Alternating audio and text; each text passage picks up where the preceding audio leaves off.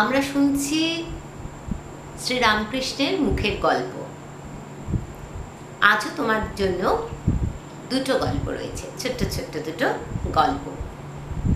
ঠাকুর তো ভক্তদেরকে বিভিন্ন রকম শিক্ষা দেওয়ার জন্য বলতেন যে আমরা যাতে আমাদের জীবন সুন্দর করে তৈরি করতে পারি, সেই জন্য।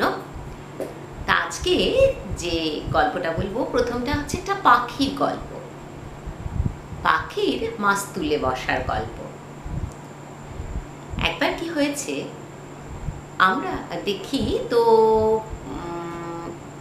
কিছু মানুষ থাকে, দেখো না, যারা বিভিন্ন জায়গায় বিভিন্ন সময় ঘুরে বেড়ায়, একবার এটা একবার ওটা একবার সেটা, কোনো কিছুতেই তাদের তৃপ্তি হয় না। তারপর শেষকালে তারা ঘুরে বেরিয়ে নির্দিষ্ট জায়গায় আবার আসতে পারে। তো একবার এরকম একটা পাখির গল্প। জাহাজ চলছে, গঙ্গায় জাহাজ, এবং সেই জাহাজ যাবে অনেক দূর, যাবে সমুদ্রে। তা একবার এরকম জাহাজের মাস্তুলে আমরা, তোমরা দেখে থাকবে যারা জাহাজের ছবি বা দেখেছ হয়তো, বড় বড় নৌকো যেখানে পাল টাঙানো হয়, বা বড় বড় জাহাজের মাস্তুলের ওপরে সেখানে মানুষ, এখন তো উন্নত হয়ে গেছে অনেক, সেখানে দূরবীন দিয়ে কেউ বসে থাকেন, দিক নির্ণয় করা হয়, দূরে কি আছে দেখা যায়, সব কিছুই। তো মাস্তুল হচ্ছে অনেক উঁচু একটি দণ্ড আর কি, যেটা জাহাজে থাকে। তা পাখিটা সেই মাস্তুলের ওপর বসে আছে, মনের আনন্দেই বসে আছে, চারদিক দেখছে, খেয়াল নেই যে জাহাজ ছেড়ে দিয়েছে, জাহাজ যাচ্ছে, সেও হাওয়াতে আলোতে বেশ। তো অনেকটা সময় কেটে গেছে দিনের, তারপরে তো জাহাজ তো মাঝ সমুদ্রে চলে গেছে, সমুদ্রের অনেকটা দূরে ঢুকে গেছে। হঠাৎ পাখির খেয়াল হয়েছে, আরে আমি তো এখানে এসেছি, কোথায় জায়গাটা তো আমি চিনি না, আমি বসে আছি এখানে জাহাজটা তো চেনা, তো তখন ডাঙায় ফিরে যাব। সে তখন উঠতে শুরু করেছে, উত্তর দিক দেখে তো উঠতে শুরু করেছে। অনেকটা দূর গেছে, হাঁপিয়ে যাচ্ছে, তখন দেখছে যে কোথাও তো ডাঙা নেই, গাছপালা কিচ্ছু নেই। আবার রাস্তাটা ফিরে এসে আবার সে মাস্তুলে বসেছে, জিরিয়ে নিয়েছে, কি করে যাবে। পরের দিন আবার সে একবার পূর্ব দিকে উড়ে যাচ্ছে, একবার পশ্চিম দিকে উড়ে যাচ্ছে। তো এইরকম করে চারদিকটাই যখন তার দেখা হয়ে গেল, কোথাও আর ডাঙা সে পাচ্ছে না, তখন পূর্ব পশ্চিম উত্তর দক্ষিণ সব ঘুরে এসে সে বসলো সেই মাস্তুলের উপর। দেখলো যে কোথাও ডাঙা নেই, এইটাই তার ডাঙা, এখানেই তার আশ্রয়। আসলে ঠাকুর এটা যারা সাধন ভজন করেন তাদের জন্যও বলেছেন, আবার সংসারিক মানুষদের জন্যও বলেছেন, যে যখন আমরা বুঝতে পারি না কোথায় আমাদের ডাঙা রয়েছে, কোথায় আমাদের আশ্রয় রয়েছে সঠিক, তখন আমরা এদিকে ওদিকে নানান দিকে আমরা ছুটে বেড়াতে থাকি। কিন্তু যখন আমরা চিনতে পারি যে এটাই আমার আশ্রয়ের জায়গা, তখন আমরা সেই পাখিটার মতোই মাস্তুলে এসে বসে থাকি। এই হলো পাখির গল্প, মাস্তুলের মতো। তাহলে আমরাও কি করব? আমরাও কিন্তু নিশ্চয়ই আমরা এদিক ওদিক সব জায়গা থেকে আমরা ঘুরে নেব, না ঘুরলে তো আবার আমরা জানতেও পারবো না। আমরা যদি ঠিকঠাকই জানতে চাই, আমাদের ভুলটাকেও জানা অনেক সময় দরকার হয়ে পড়ে। আমরা কারোর কথায় কিছু সবসময় বিশ্বাস করব না বা মেনে নেব না, আমরা নিজেই পরীক্ষা করে নেব, পরীক্ষা করে দেখে নেব যে কোনটা আমার আসলে ভালো জায়গা। আমি মনে মনে ভাবনা চিন্তা করে, দেখে শুনে, জ্ঞান অর্জন করে তবেই আমরা আমাদের সেই মাস্তুলটাকে আমরা খুঁজে পাবো, যেখানে পাখি নিশ্চিন্ত হয়ে বসে থাকতে পারে। পরের গল্পটা বলি। এটা একজন গ্রামের মানুষের গল্প, বুঝলে।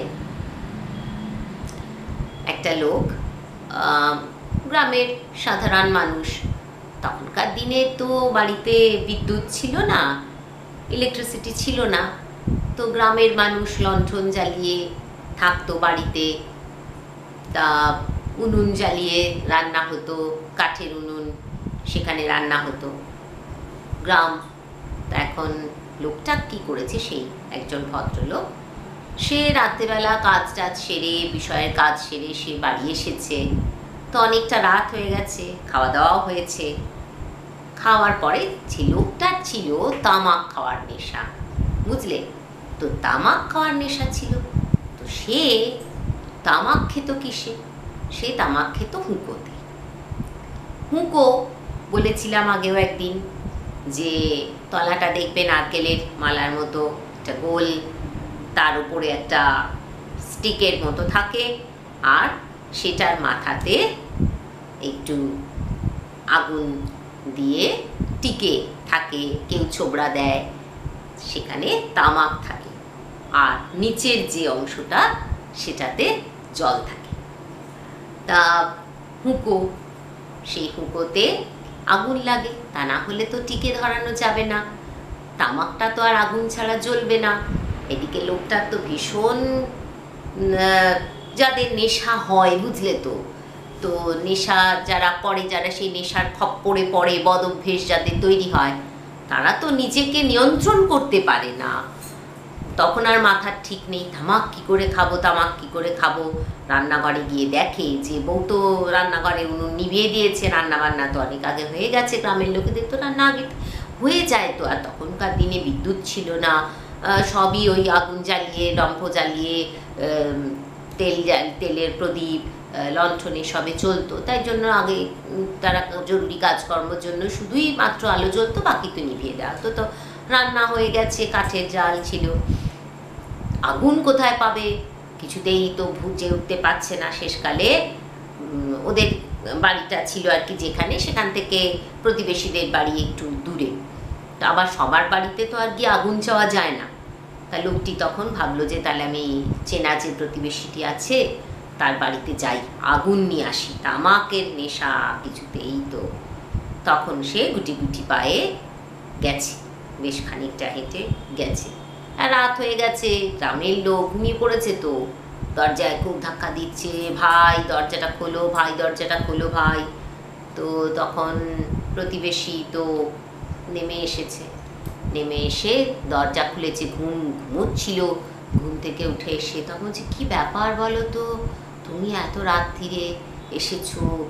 তখন বলছে যে আমি তো ভাই কি বলবো, কিছু মনে করো না, এই যে দেখো না তামাকের নেশা, কিন্তু বাড়িতে একটু আগুন নেই যে আমি এই কলকেটা ধরাবো, আমি সেই জন্য তোমার কাছে একটু আগুন চাইতে এলাম, নাহলে তো তামাক খেতে পাচ্ছি না, নাহলে তো ঘুমও আসবে না আমার। তখন প্রতিবেশী বলছে, আচ্ছা তো তুমি তাহলে কষ্ট করে এত দূর এলে বলো আগুনের খোঁজে? বলছে যে হ্যাঁ। বলছে যে তা এত যে কষ্ট করে এলে, তোমার হাতেই তো লণ্ঠন আছে, তুমি তো লণ্ঠনটা নিয়ে পথ দেখে দেখে এলে, তোমার বাড়িতে লণ্ঠন জ্বলছে, আর তুমি আগুন খুঁজতে আমার বাড়ি এলে? তখন তো লোকটাও দেখছে, হ্যাঁ সত্যিই তো, আমার কাছে তো আগুন রয়েছে, আমার কাছে তো লণ্ঠন রয়েছে, অথচ সে বুঝতেই পারেনি যে তার কাছে আগুন রয়েছে। সে বোকার মতো প্রতিবেশীর বাড়িতে দৌড়ে গেছে। তা আমরাও জানো তো মাঝে মাঝে আমাদের এরকম ভুল হয়, আমাদের নিজেদের মধ্যেই না, ঠাকুর বলছেন আমাদের নিজেদের মধ্যেই তো থাকে অনেক শক্তি, থাকে অনেক পাওয়ার থাকে, আমরা ভীষণ অনেক বড় বড় কাজ করতে পারি, আমরা যেটা খুঁজছি, আমরা কোনো কিছু হয়তো খুঁজছি, সব কিছুই তো আমার মধ্যে আছে, তাই না?